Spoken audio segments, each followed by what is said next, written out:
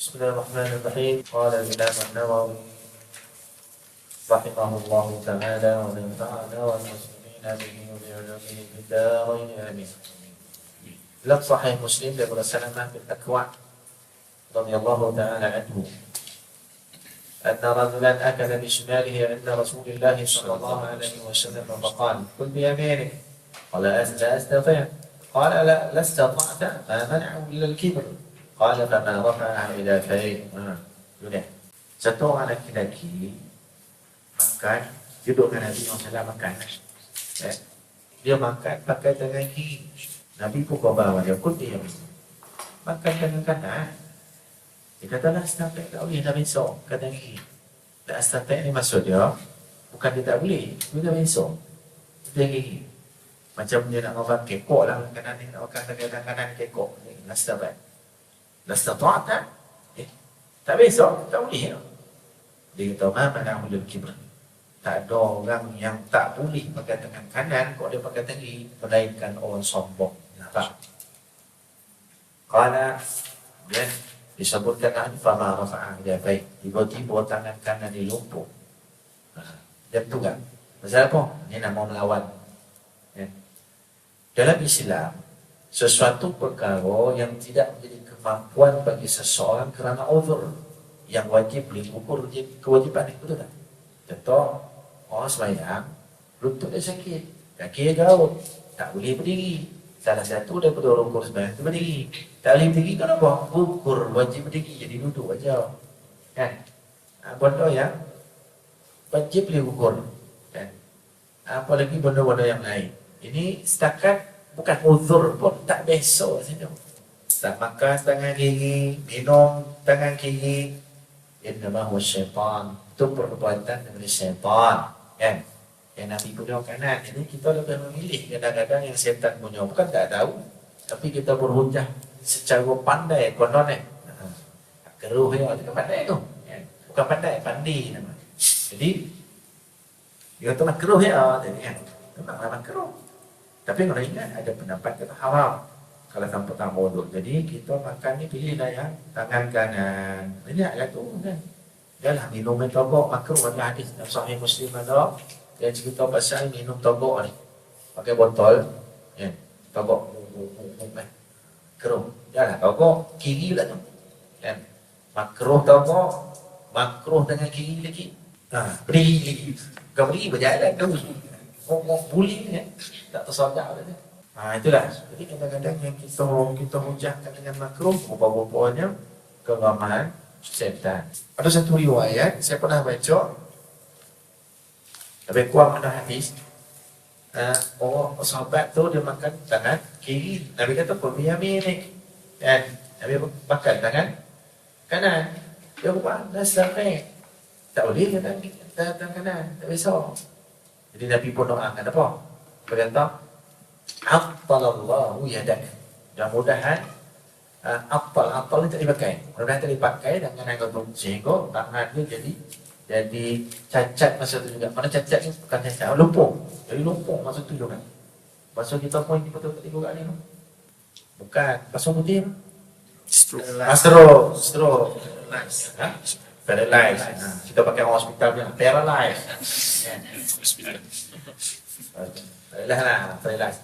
Lumpuh ni tak standard bahasa ni. Boleh faham bahasa Melayu. Bahasa putih pun standard sikit boleh tak. Jadi Nabi saya doakan ini sebagai dalil boleh mendoakan keburukan. Attalallahu yadak.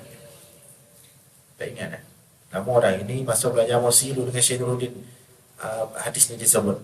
Jadi ini di antara dalil boleh mendoakan keburukan kepada seseorang yang menyalahi syariat. Dari riwayat Sahih Bukhari dan Sahih Muslim daripada Jabir bin Samurah radhiyallahu taala anhu. Penduduk Kufah mengadukan Sa'ad bin Abi Waqqas radhiyallahu anhu kepada Umar radhiyallahu taala. Maka Sayyidina Umar memecatnya dan menggantikannya untuk mereka. Dan seterusnya sampai kepada lafaz kemudian Sayyidina Umar memutuskan beberapa orang atau seorang bersamanya ke kota Kufah. Kufah ni belah mana? Wala Iraq, Basrah, wala Syria. Dia dua lah tempat tu, tempat orang tuju untuk nuntut ilmu yang terkenal lah zaman dulu sebelum Mekah Madinah di Kufah dengan Basrah orang alim. Sebab itu disebut Baghdadiyun dengan Basariyun ataupun Kufiyun dengan Basariyun. Kufiyun tu merujuk kepada orang Baghdad lah. Kufi dengan Basari. Basari itu Basrah, Kufi itu Kufah. Antara Basrah dengan Kufah, Kufah tu lebih menonjol lagi satu ketika ya. Kan berlaku masa penaklukan daripada apa kan, yang dia bakar dia kumpulkan kitab-kitab apa semua ditenggelamkan di Sungai Furat kan, sampai dekat siapa mengambil Sungai Furat tu jadi hitam disebabkan dakwah tulisan kitab macam tu. Ada sejarah lain pula dibunuh ulama sampai sungai itu jadi merah, ada tak? Tapi yang Kufah ni cerita yang sungai jadi hitam sebab dakwah kitab. Jadi sebenarnya ada lagi banyak kitab-kitab yang tak sampai ke kita daripada ulama-ulama Qusar dulu. Mungkin ilmu lebih mendalam lagi, lebih meluas lagi, kita tahu sebab banyak dimusnahkan. Yang dapat kita katakan ni lah, itu pun belajar sampai lalang-lalang ni. Ada yang ikut jadi pihak kan. Kau yang dulu-dulu sampai lagi kan, kecuali lidah ikut. Dia tidak melewati satu masjid pun kecuali bertanya tentangnya. Tetapi mereka disuruh memujinya apabila si utusan datang ke masjid kabilah Bani Abbas. Bukan Bani Abs, itu Payjib bila Abs, Bani Abbas. Salah seorang daripada mereka bernama Usamah bin Qatadah radhiyallahu anhu bergelar Abu Sa'dah, berdiri mengatakan, jika engkau bertanya kepada kami maka ketahuilah bahwa Sa'ad tidak mahu ikut berperang, tidak memahami dengan raga dan tidak memutuskan secara adil. Sa'ad mengatakan, demi Allah aku akan mendoakanmu dengan 3 perkara. Ya Allah, apabila hamba-Mu ini berdusta dan diri teriak, hanya ingin terkenal, maka panjangkanlah usianya, lamakanlah kemiskinannya, dan hadapkanlah dia pada banyak ujian. Ini kan doa. Boleh kepada orang yang menyalahi syariat. Dia pendusta, padahal orang harapkan dia secara amanah. Bohong. Lama berselang setelah itu mengatakan, aku adalah orang tua yang banyak cubaan, aku terkena doa Sa'ad. Jadi orang salih, kalau doa kita jangan main-main kan, jangan bermain dengan doa salih kan. Cuma masa pendek panjang, kejap lama tu je. Percaya dan yakin tak apa yang jadi dekat Israel sekarang tu hasil daripada doa orang salih kan. Doa orang Islam yang salih. Mungkin salih tu kan kita orang lain kan. Dah apa dah. Dalam-dalam ni nampak dia muka gembel tapi salih kan. Dah tahu. Sekarang terbakar, tak boleh nak kawal, tiba-tiba banyak negara tak nak bantu. Masa yang sama tiba pula ribut pasir. Cik tengok tak? Apa ni? Benda ataupun apa yang jadi itu. Tahu tak? Daun kan? Basah bagi basah. Kalau doa Quran nazilah tu jangan pakai Allahumma inna naja'lu hafidu nuhurina ajaina. Itu aku tak jelas buat doa. Tak. Tapi ingat tu pun kita hafal kan? Makna tak ingat tak pun. Allahumma damir a'da'aka a'da'adin. Allahumma damir a'da'adin. Ya Allah, binasakan musuh-musuhmu dan musuh agama, musuh orang Islam. Lepas itu ujung tu Allah mansur ikhwanana al-mujahidin, al-mustad'afin, al-mazlumin fi Palestin. Ya Allah, tolong bantulah. Tadi kita dah doa kehancuran bola-bola Israel Yahudi. Itu kemudian doa pula bantuan kepada orang Palestin, saudara kita. Itu saya yakin itu ada satu gambaran mustajabnya doa daripada sebelum puasa ni. Tahu lagi, lama dah kan. Oktober ke? Itu sudah. Tak apalah, cik anggur ya. Sekadar cerita lah. Tapi itu memang betul lah. Apa yang jadi sekarang Israel kan. Itu mustajab doa. Kau surah-surah. Riwayat dalam Sahih Bukhari dan Muslim daripada Urwah bin Zubair radhiyallahu ta'ala anhu bahwa Sa'id bin Zaid radhiyallahu anhu diadukan oleh Arwah binti Aus atau Uwais kepada Marwan bin Hakam. Wanita tersebut menuduhnya telah mengambil sepetak tanahnya. Sa'id radhiyallahu ta'ala anhu mengatakan, apakah aku mengambil petak tanahnya setelah aku mendengar sabda Nabi SAW? Marwan bertanya, apakah kau dengar?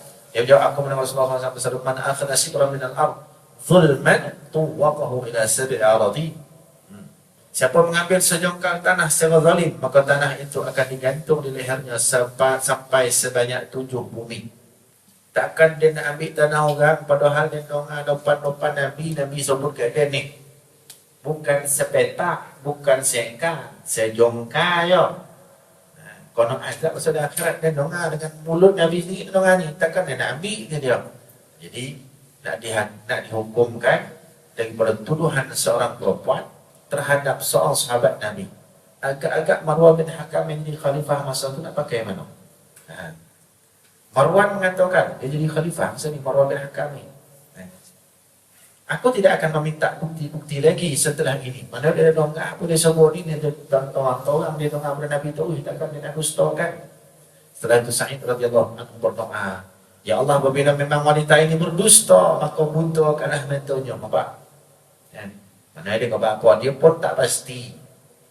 Waktu kau yang ambil tanah, waktu kau dakwah perempuan ni, sebab bukti tak ada dan dia pun tak tahu.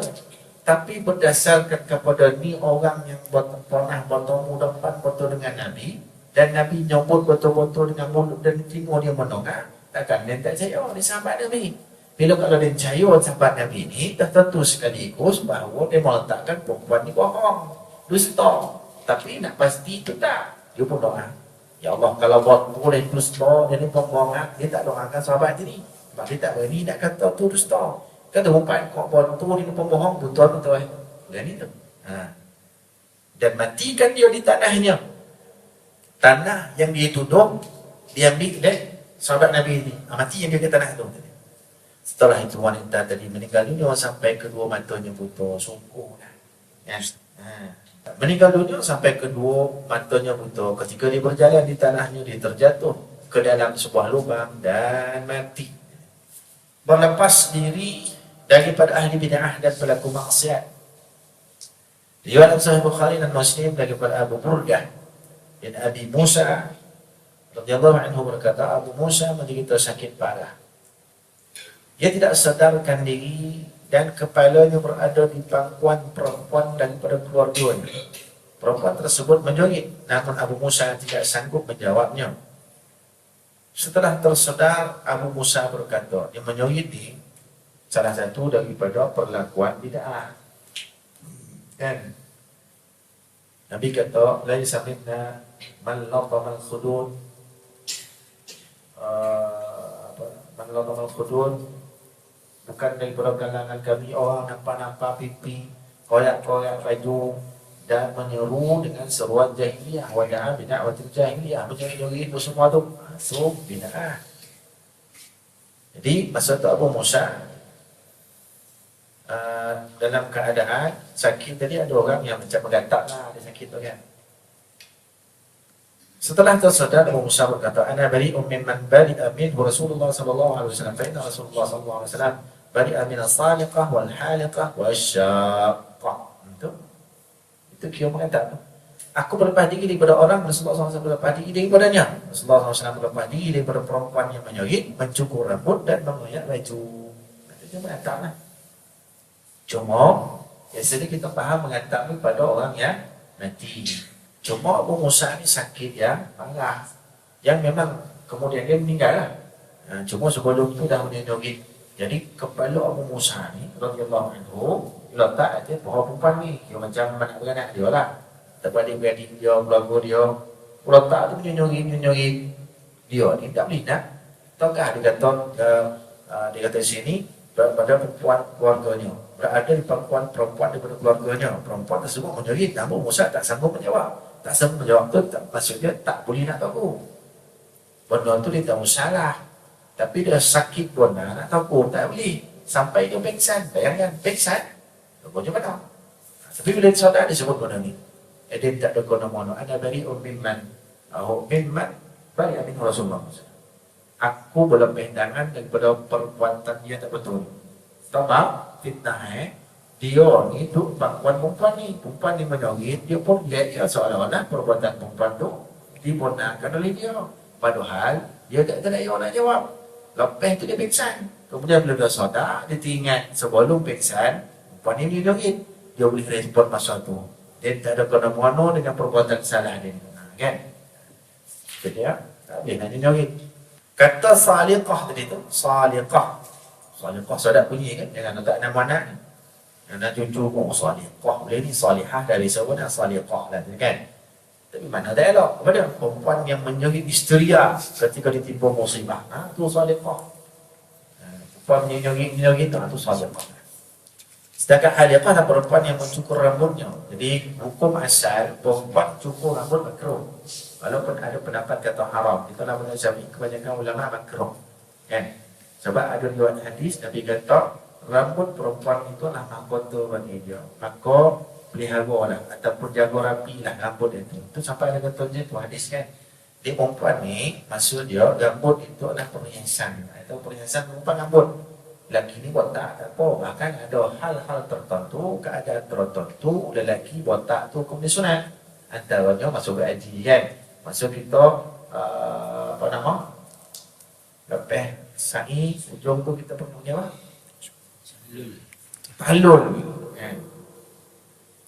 Tahlul itu sunat cukur. Sunat botak licin. Tapi tak bagi perempuan. Perempuan tak boleh nak cukur. Cukur makruh.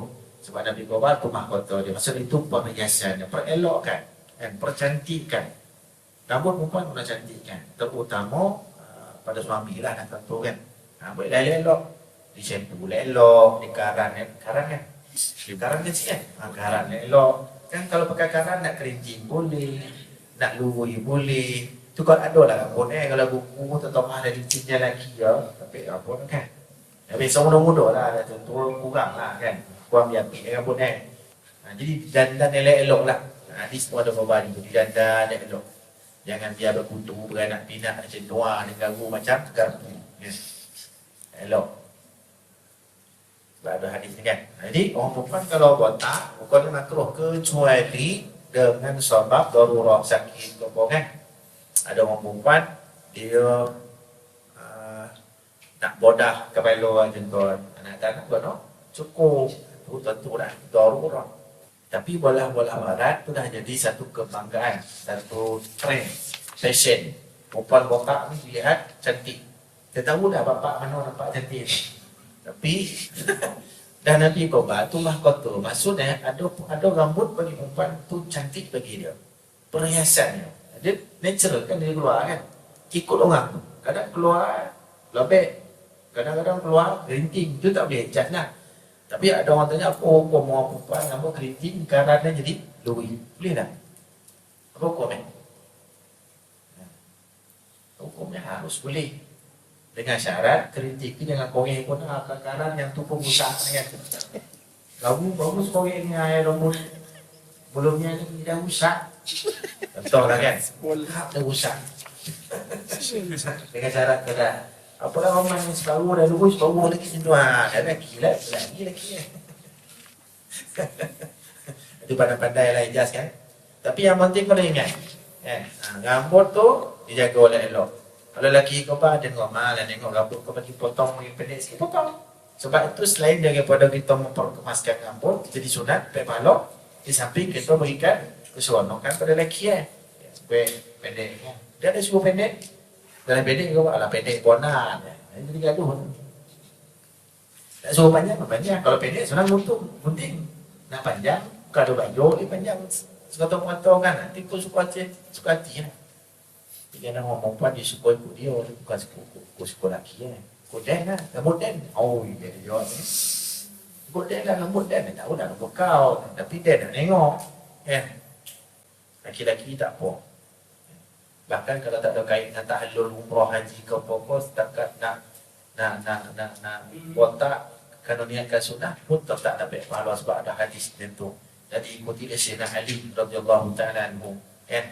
Dia kata, Nabi yang salam sebut, kalau kita berhadas, pastikan semua orang pun tu kalau bahagian air. Kalau tidak besok, walaupun solat, no, tak buat dengan sungguh-sungguh, itu akan ditanya besok insya-Allah Ta'ala. Dia bimbang benda tu, sampai lepas dia berhenti di dalam hadis dengan Nabi, tak pernah ada rambut. Sayyidina Ali, licin sejak so. Mana tak ada rambut ni, mana dia cukup lah. Naik sikit cukup, naik sikit cukup tu Sayyidina Ali. Bimbangkan macam tu. Macam kita, orang lelaki sekarang ni botak sebab ikut trend juga kan. Ikut trend botak. Ataupun mungkin nak menampilkan diri ganih, nampak macam gangster. Nampak kuih pun melempet kan. Nampak macam gangster sikit lah kan. Itu nampak macam apa, tatu. Itu nampak macam kono tawih sikit jenis, kono cala-cala sikit. Padahal tu letak-letak aja kan nampak ganih lah. Padahal balik dalam rumah dulu yang setengah lompang bini. Lebih balik pang no. Ini yang kecakap perempuan pakai tu lompang bini. No bini yang kono kecala. Dia orang. Kan. Ada kan drama kan bini ku gangster. Mana pak? Kan? Isteri ku gangster. Weh, ingat dah tu dia waktu cantik tu isteri ku gangster dan ini pula kita kan ada dah sama tu tapi dahsyat lagi kan dia ingat tu Diana Samsudin. Diana Samsudin. Wish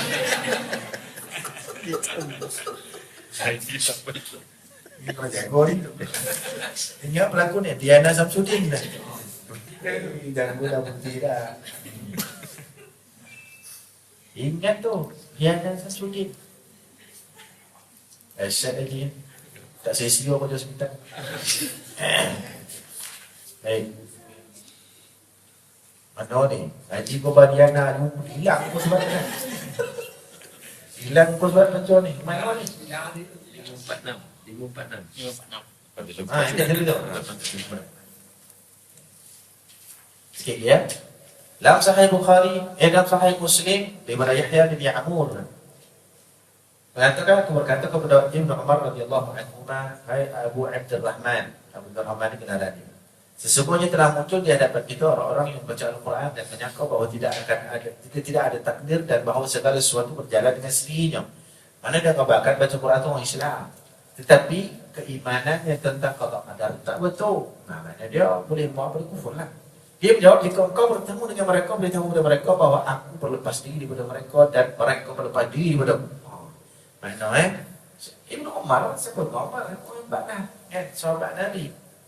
Itu kalau kau baca Quran hebat, kau hafal 30 juzuk kau, tapi tak waktu pengangat kau tentang takdir Allah, itu makna kafir. Ya, waktu tidak ada takdir. Dan bahawa segala sesuatu itu berjalan dengan sendiri, itu dah kufur. Jelas murtad. Tapi dia kata apa Quran? Semua jasa. Kita tengok orang Syiah, Rafidah. Baca Quran juga. Saya pergi tahun bila jumpa Syiah.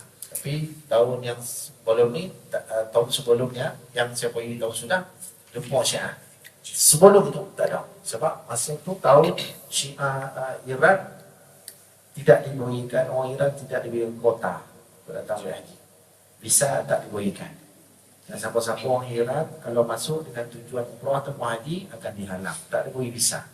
Ya. Tahun ni dah boleh. Ya. Tahun sudah saya rasa ada jumpa. Tahun sebelum tu ya, tak ada.